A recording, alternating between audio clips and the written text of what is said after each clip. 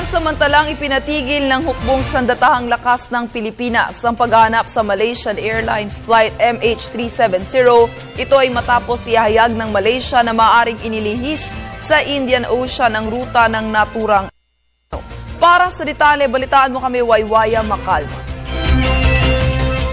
Pansamantalang inihinto ang paghahanap para sa Malaysia Airlines Flight MH370. Ito ang kinumpirma ni Defense Secretary Voltaire Gasmin. Ito matapos ihayag ni Malaysian Prime Minister Najib Razak na isinangtabi na nila sa search area ang South China Sea.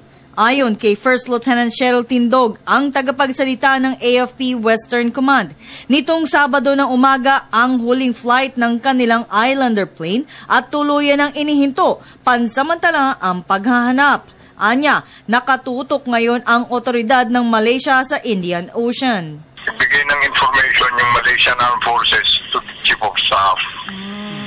Doon nag-umpisa yan. Okay. Siyempre, kaibigan natin yan. Magko-cooperate tayo.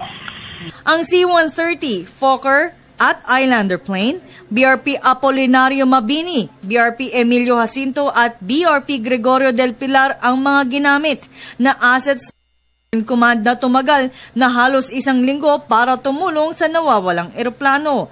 Dagdag pa ng kalihim na isa sa mga naging rason kung bakit nila inihinto ang operasyon ay walang senyales o bakas ng kahit anong debris ang nakita nila sa 1 linggong paghahanap sa nawawalang eroplano ng Malaysia. As of now, naubos na natin naikot na natin. Ilang beses na tayo nagpalipad ng C-130 na wider ang coverage. Wala nang kita March 8 nang maiulat na nawawala ang Malaysia Airlines Flight MH370 matapos umalis sa Kuala Lumpur, Malaysia ang naturang eroplano na patungo ng Beijing. Para sa Telebisyon ng Bayan, Waywaya Macalma.